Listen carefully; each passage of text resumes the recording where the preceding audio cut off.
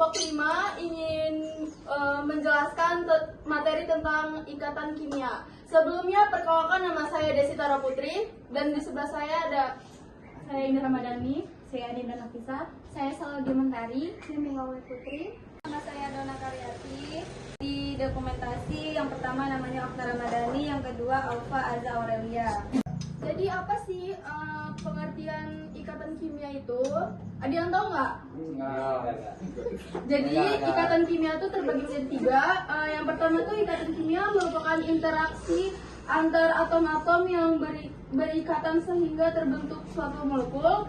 Terus tuh yang kedua, ikatan kimia menggambarkan cara atom-atom bergabung membentuk molekul senyawa atau ion. Terus tuh yang terakhir ada ikatan kimia merupakan gaya tarik-menarik antara atom yang menyebabkan atau suatu senyawa kimia dapat bersatu. Dalam ikatan kimia, menurut Linus Pauling 1939, menjelaskan bahwa ikatan kimia terjadi karena atom-atom berusaha mencapai konfigurasi elektron yang stabil seperti gas mulia, baik dengan berbagi elektron ikatan kovalen maupun memindahkan elektron ikatan ionik. Menurut Gilbert L. Lewis 1916, dalam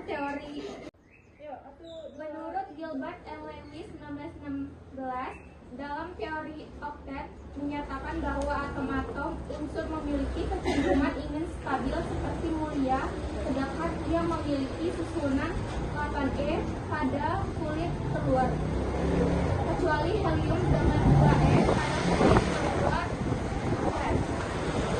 Jadi yang pertama, di dalam nomor atom itu kan pasti ada yang namanya kulit elektron.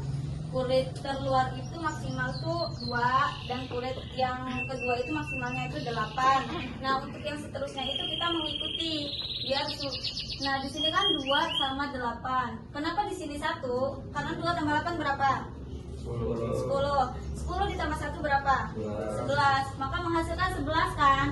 Ini yang disebut dengan elektron valensi. Nah, terus habis itu CL-nya kan 17 kan? Kulit telur tadi berapa? 2.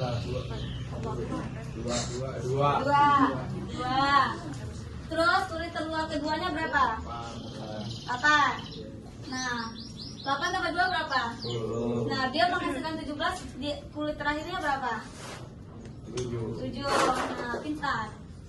Nah, ini kulit valensinya ya guys. Ini yang dinamakan valensi. Nah, cara kita menggabungkannya, kan ini kan masih beda kan, masih NaCl. Terus kita menggabungin kan, jadilah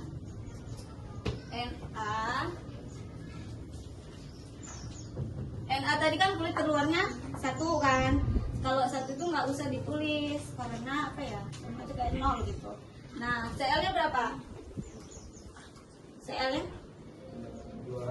7. Nah, 7. Kalau kita gambarin Cl-nya kan ada 7 kan.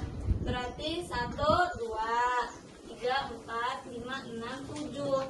Sedangkan di sini kan ada 1 ion kan, yang 1 di sini tapi tidak ditulis. Nah, kita kali silang. Ini kan tadi kalau dia positif dia melepas, kalau dia negatif dia menerima kan.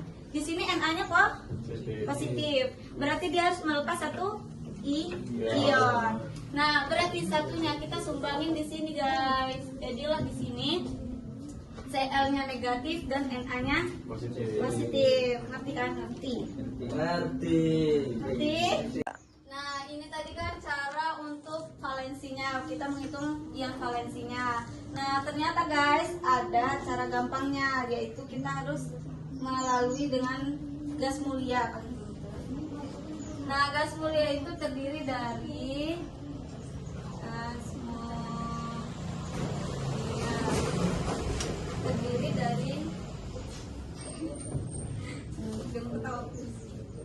cut dulu tak, ini panjang.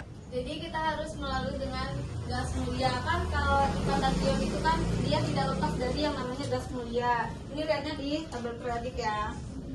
Nah, agar stabil kita harus mengikuti konfigurasi gas muliannya. Contohnya kan tadi ini ya. Ini contohnya. Contoh ya. 12.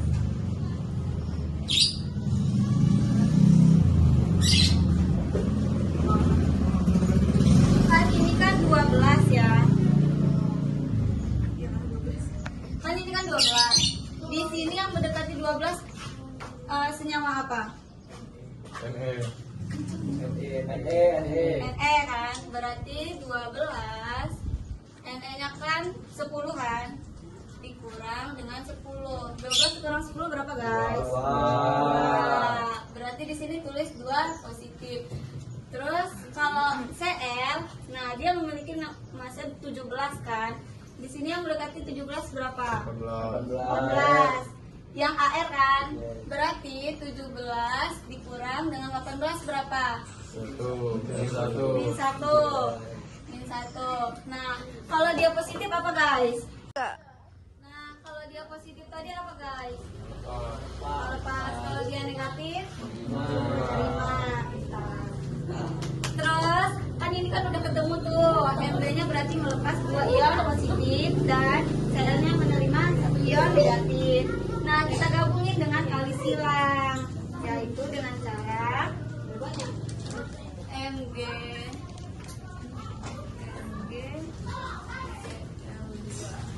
kali silang guys. Kenapa bisa MgCl2? Karena kan dia kali silang. Yang 2 positif ke Cl, yang 1 negatif ke Mg. Kalau dia 1 kan nggak usah ditulis kan, berarti dia Mg negatif sama Cl2. Lucu nggak? Lucu ya? Sekian. Udah Kak. Setelah kalian mengetahui ikatan ion, terdapat juga ada ikatan kovalen. Ikatan kovalen terjadi karena pemakaian bersama pasangan elektron yang berasal dari atom-atom yang diberikan. Ikatan ini terjadi antara unsur non-logam dengan non-logam yang sama-sama ingin menangkap elektron.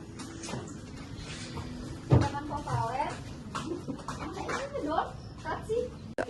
Ikatan kovalen terjadi karena atom-atom dapat memperoleh susunan elektron. Buat ya. Enggak depan bentar aja. Kapan? Kovalen.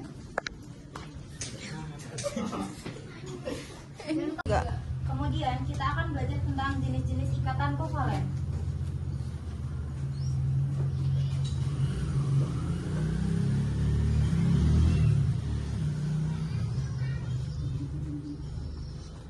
Ikatan kovalen itu dibagi menjadi 3, yaitu ikatan tunggal,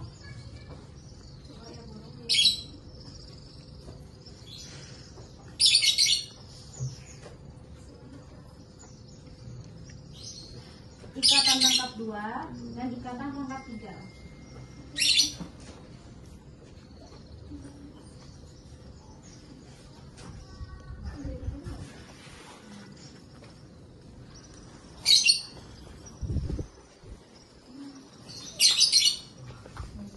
Ikatan tunggal itu contohnya itu ada HCl, kemudian HCl itu dilepas. H itu dia kan kita lihat dari tabel periodik ini. H ini adalah golongan 1. Jadi karena dia golongan 1, dia dipakainya adalah 1. Kemudian Cl itu diambil dari golongan 2. Golongan 7. Golongan 7 itu ditulis lagi berarti Cl. Terus Cl-nya kan ini 1. Nah, 1 ditaruh sini. Kemudian kan ada sisa 6. 6-nya ini ditaruh di sini. Kemudian untuk gimana sih kita cara nyari ikatan tunggal? Ikatan tunggal itu dicari dari sini nih.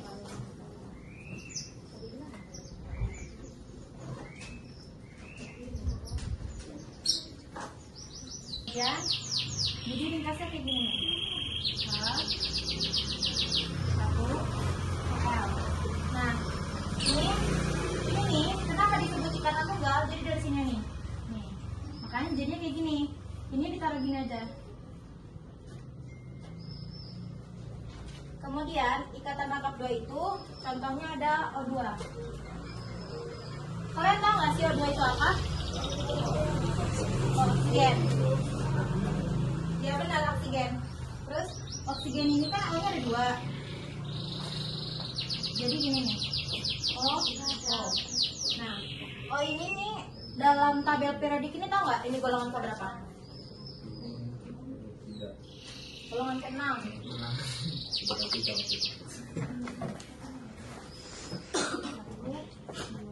tiga, empat, lima, enam. Ini 1, 2, 3, 4, 5, 6. Ini salah. Nah, ini diambilnya gini nih.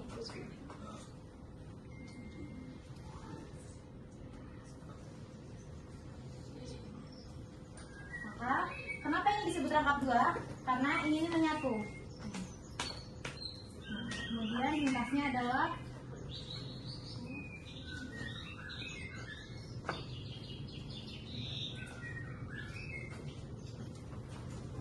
kemudian dibahas tentang ikatan rangkap 3. Ikatan rangkap 3 itu contohnya adalah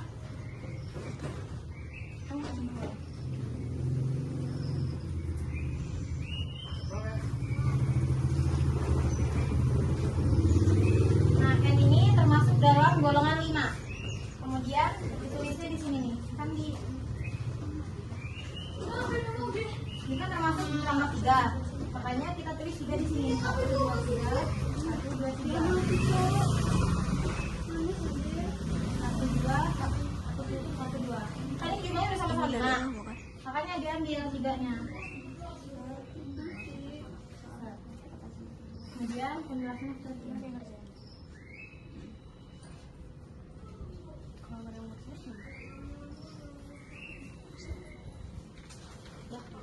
Di sini ada ikatan kovalen polar. Apa sih kovalen polar itu?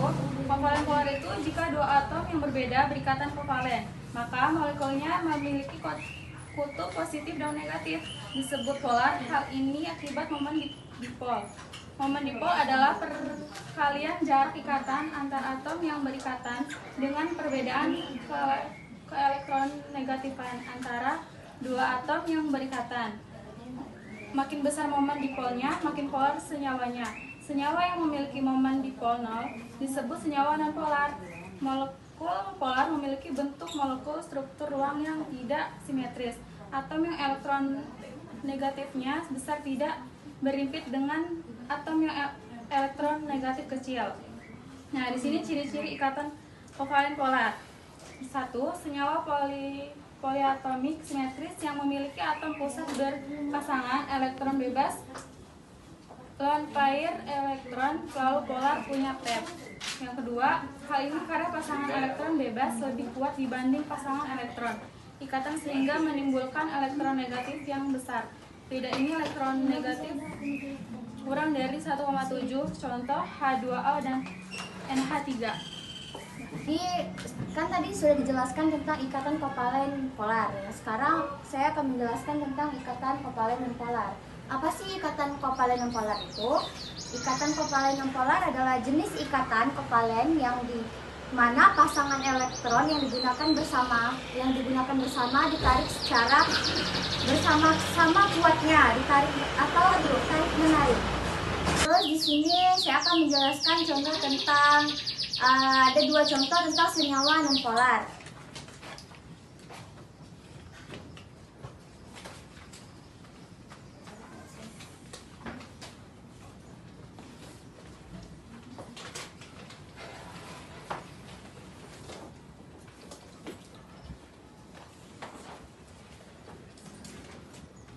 Di sini ikatan kovalen non-polar itu ada 2 contoh. Ikatan kovalen non-polar.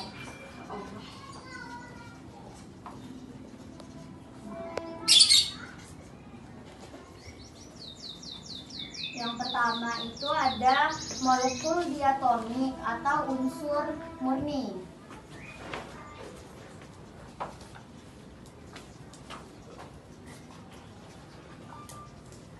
Ini unsur murni.